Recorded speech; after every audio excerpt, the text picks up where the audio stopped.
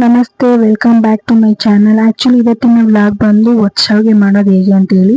So ಅಕ್ಕ ಮನೆ ಶಾವಿಗೆ ಮಾಡ್ತಿದ್ರು, ಹಾಗಾಗಿ ಶಾವಿಗೆನ ವ್ಲಾಗ್ ಮಾಡೋಣ ಅಂತ ಹೇಳಿ ವಿಡಿಯೋ ಮಾಡ್ತಾ ಇದ್ದೀನಿ. ಸೊ ಯಾರೆಲ್ಲ ನನ್ನ ಚಾನಲ್ ಫಸ್ಟ್ ಟೈಮ್ ನೋಡ್ತಿದ್ರು ಪ್ಲೀಸ್ ಸಬ್ಸ್ಕ್ರೈಬ್ ಮಾಡಿ, ಲೈಕ್ ಮಾಡಿ, ಥ್ಯಾಂಕ್ ಯು. ಆಕ್ಚುಲಿ ಶಾವಿಗೆಯಲ್ಲಿ ನಾವು 2 ಥರ ಶಾವಿಗೆ ಮಾಡ್ತೀವಿ, ಅಕ್ಕಿ ಯೂಸ್ ಮಾಡಿಕೊಂಡು ಮತ್ತೆ ರಾಗಿ ಯೂಸ್ ಮಾಡಿಕೊಂಡು. ಸೊ ಅದ್ರ ಜೊತೆಗೆ ನಾವು ಕಾಯಲ್ಲಿ ಹಾಕೊಂಡು ತಿಂದರೆ ತುಂಬಾ ಚೆನ್ನಾಗಿರುತ್ತೆ. ತಿಂತಾ ಇದ್ರೆ ತಿಂತಾನೆ ಇರೋಣ ಅನ್ನೋಷ್ಟು ತುಂಬಾ ರುಚಿಯಾಗಿರುತ್ತೆ. ಸೊ ಇದಕ್ಕೆ ಏನೇನು ಬೇಕು ಅಂತ ನೋಡೋಣ. 2 ಕಾಯಿನ ತುರಿದಿಟ್ಕೊಬೇಕು, ಅದ್ರ ಜೊತೆಗೆ 1 kg ಬೆಲ್ಲ ಹಾಕೊಂಡಿದೀವಿ.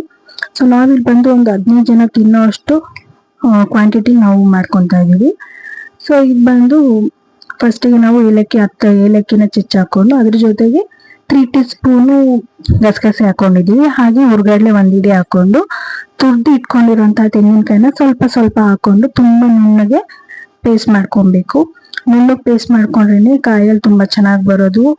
ಯಾಕಂದ್ರೆ ಇಲ್ಲಾಂದ್ರೆ ತರತರಿಯಾಗಿ ಪೇಸ್ಟ್ ಮಾಡ್ಕೊಂಡ್ರೆ ಕಾಯಲ್ಲಿ ಚೆನ್ನಾಗಿರಲ್ಲ, ತಿನ್ನೋದಕ್ಕೂ ತುಂಬಾ ಕಿರಿಕಿರಿ ಅನ್ಸುತ್ತೆ. ಸೊ ಹಾಗಾಗಿ ನುಣ್ಣಗೆ ಪೇಸ್ಟ್ ಮಾಡ್ಕೊಬೇಕು. ಸೊ ಪೇಸ್ಟ್ ಮಾಡ್ಕೊಂಡು ನಾವು ಹಚ್ಕೊಂಡಿರೋಂಥ ಬೆಲ್ಲದ ಜೊತೆ ಹಾಕೊಂಡು ಮಿಕ್ಸ್ ಮಾಡ್ಕೊಬೇಕು. ಸೊ ನೋಡಿ ಈ ತರ ಚೆನ್ನಾಗಿ ಮಿಕ್ಸ್ ಮಾಡ್ಕೊಬೇಕು. ಮಿಕ್ಸ್ ಮಾಡ್ಕೊಂಡು ಬಿಸಿ ಮಾಡ್ಕೊಂಡ್ರೆ ಸರೋಗುತ್ತೆ. ಅದು ಚೆನ್ನಾಗಿ ಕುದಿಬೇಕು. ಆಕ್ಚುಲಿ ನಾವಿಲ್ಲಿ ಸ್ಟವ್ ಮೀಡಿಯಂ ಫ್ಲೇಮಲ್ಲಿ ಇಟ್ಟಿದ್ದೀವಿ, ಯಾಕಂದ್ರೆ ಕಾಯಲ್ಲಿ ತುಂಬಾ ಉಪ್ಪಿಟ್ಟು ಈಚೆ ಬಂದ್ಬಿಡುತ್ತೆ. ಸೊ ಉಕ್ಕಿದ್ರೆ ಅದು ಚೆನ್ನಾಗಿರಲ್ಲ. ಹಾಗಾಗಿ ಸ್ವಲ್ಪ ಮೀಡಿಯಂ ಫ್ಲೇಮಲ್ಲಿ ಕುದಿಸ್ಕೊಂತಾ ಇದೀವಿ. ಸೊ ನೋಡ್ತಾ ಇದ್ದೀರಾ ಇವಾಗ ಈ ತರ ಕಲರ್ ಇದೆ. ಸೊ ಚೆನ್ನಾಗಿ ಕುದಿದ್ಮೇಲೆ ಕಲರ್ ಈ ತರ ಚೇಂಜ್ ಆಗುತ್ತೆ. ಸೊ ಈ ರೀತಿ ಕಲರ್ ಚೇಂಜ್ ಆಗೋ ತರ ಚೆನ್ನಾಗಿ ಕುದಿಸ್ಕೊಬೇಕು. ಸೊ ನೋಡಿ ಈ ತರ ಚೆನ್ನಾಗಿ ಕುದಿಸ್ಕೊಂಡ್ ಆದ ನಂತರ ಅಕ್ಕಿ ಹಿಟ್ಟು ಮಾಡ್ಕೊಳ್ಳೋಣ ಮೊದಲಿಗೆ.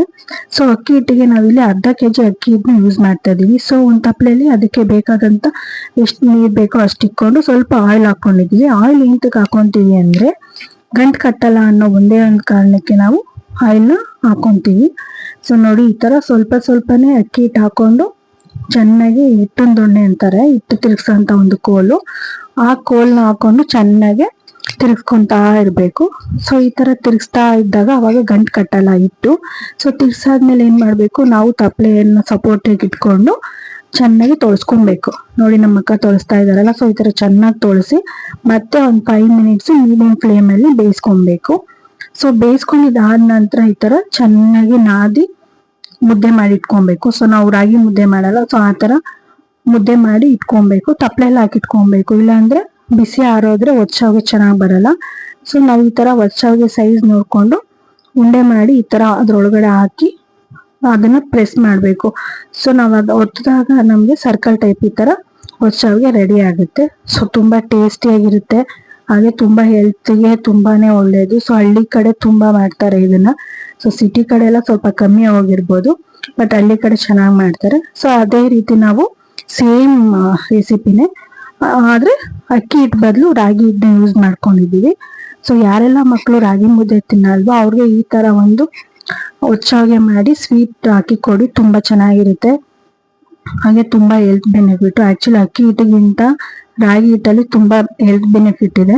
ಸೊ ಅದನ್ನು ಅಷ್ಟೇ ಈ ತರ ಮುದ್ದೆ ಮಾಡ್ಕೊಂಡು ಇದೇ ರೀತಿ ಮಾಡ್ಕೊಬೇಕು. ಸೊ ಈ ತರ ಸರ್ಕಲ್ ಟೈಪ್ ಅಲ್ಲಿ ಮಾಡ್ಕೊಂಡ್ರೆ ನೋಡಕ್ಕೂ ಚೆನ್ನಾಗಿರುತ್ತೆ. ಸೊ ತಿನ್ನಕ್ಕೂ ತುಂಬಾ ಚೆನ್ನಾಗಿರುತ್ತೆ, ತುಂಬಾ ಹೆಲ್ದಿ ಫುಡ್ ಅಂತಾನೆ ಹೇಳ್ಬೋದು. ಸೊ ಯಾರೆಲ್ಲ ನೋಡ್ತಿದ್ದೀರಾ ಎಲ್ಲರೂ ಟ್ರೈ ಮಾಡಿ, ತುಂಬಾ ಚೆನ್ನಾಗಿರುತ್ತೆ. So thank you so much, thank you for watching. ನೋಡಿ ಇದು ಅಕ್ಕಿ ಶಾವಿಗೆ ಫುಲ್ ರೆಡಿ ಆಗಿದೆ. Thank you.